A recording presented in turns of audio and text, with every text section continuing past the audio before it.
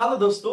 आज आपको मेजरमेंट में डिराइव्ड फिजिकल क्वांटिटी का डायमेंशनल फॉर्मूला से एक क्वेश्चन आता है और वो डायमेंशनल फॉर्मूला का आज आपको पूरा कैसे डायमेंशनल फॉर्मूला लिखते हैं और डायमेंशनल फॉर्मूला होता क्या है मैं ये बताऊंगा। इससे पहले आप क्या करेंगे, इस वीडियो को सभी दोस्तों को जरूर शेयर कीजिए, वैसे लोगों तक जरूर पहुंचाइए जिनको जरूरत है।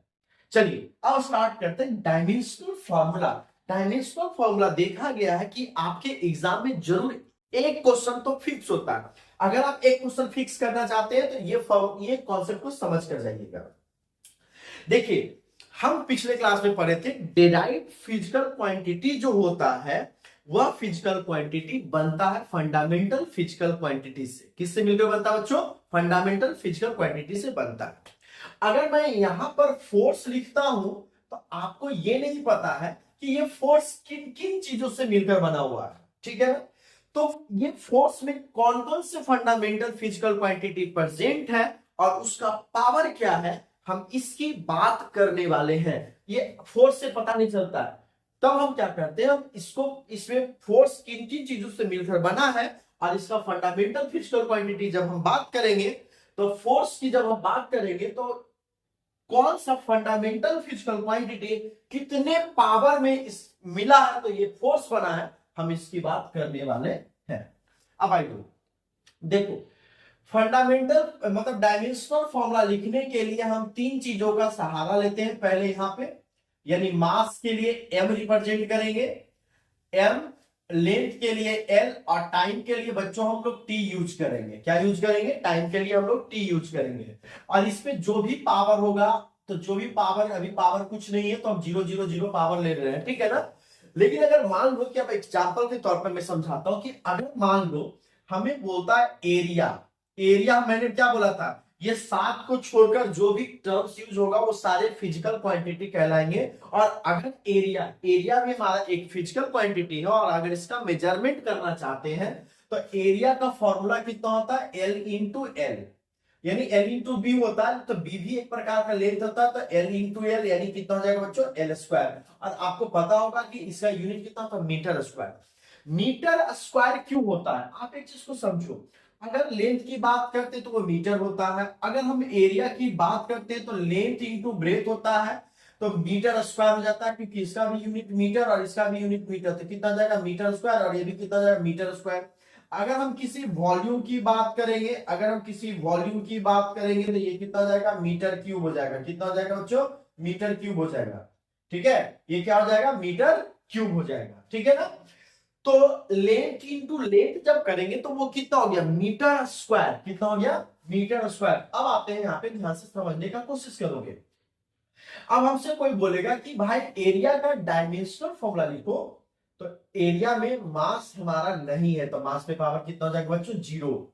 लेंथ के पावर कितना है? 2 है। और टी पे पावर कितना है बच्चों? टी नहीं है इसमें, तो इतना क्या हो जाएगा? 0। यानी अगर एरिया का डायमेंशनल फॉर्मूला होगा तो m0 L2 T to the power 0। और इसे हम लोग इस फॉर्मेट में भी लिख सकते हैं, डायरेक्ट लिख सकते हैं L टू दी पावर 2।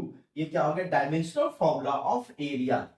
अगर मान लेते हैं डायमेंशनल फॉर्मूला ऑफ वॉल्यूम की बात करेगा तो वॉल्यूम का यूनिट कितना होता है? M cube.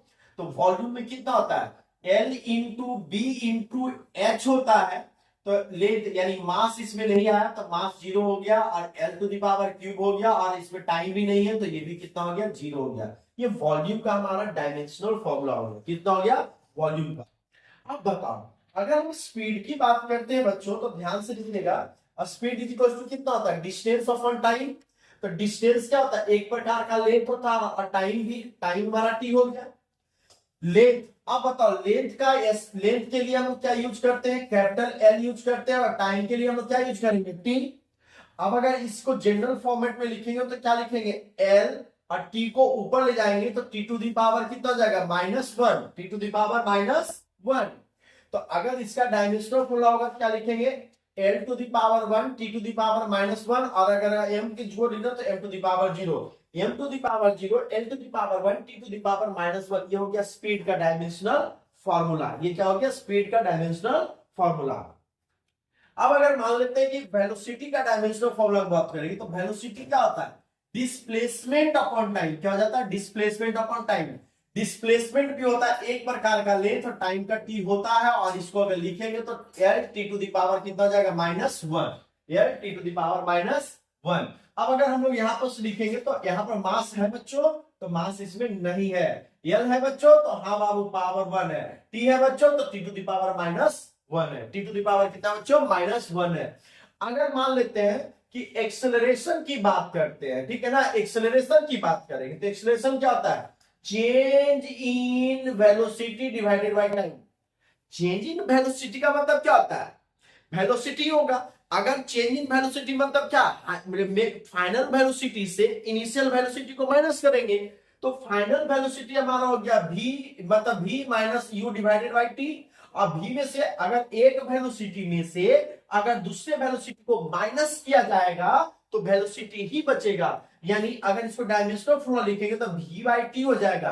अब बताओ हमारा वेलोसिटी का डायमेंशनल फॉर्मूला कितना होता है, L1 T to the power -1 divided by कितना हो जाएगा टी, तो ये टी फिर से अगर ऊपर जाएगा तो इसका डायमेंशनल फॉर्मूला कितना हो जाएगा, m to the power 0 l to the power 1 t to the power -2, कितना हो जाएगा बच्चों, t to the power -2, t to the power -2, यानी एक्सेलरेशन का डायमेंशनल फॉर्मूला कितना हो जाएगा।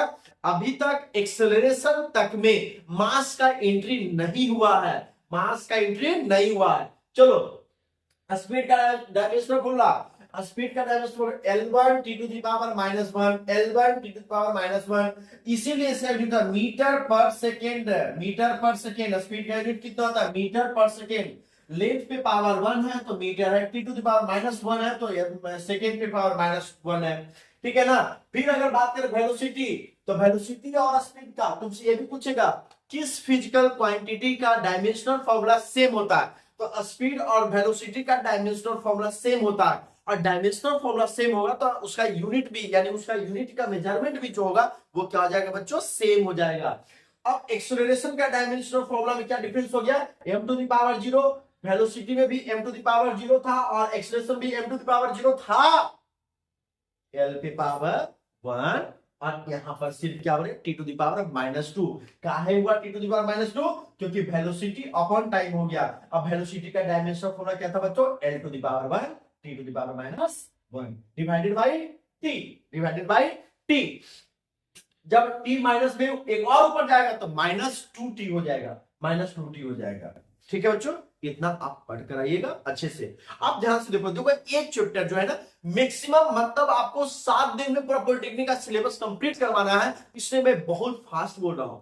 अगर आपको फास्ट लग रहा हो तो वीडियो का स्पीड को स्लो कर देना, प्यार से मेरे बातों को सुनना, एग्जाम 100% निकल जाए।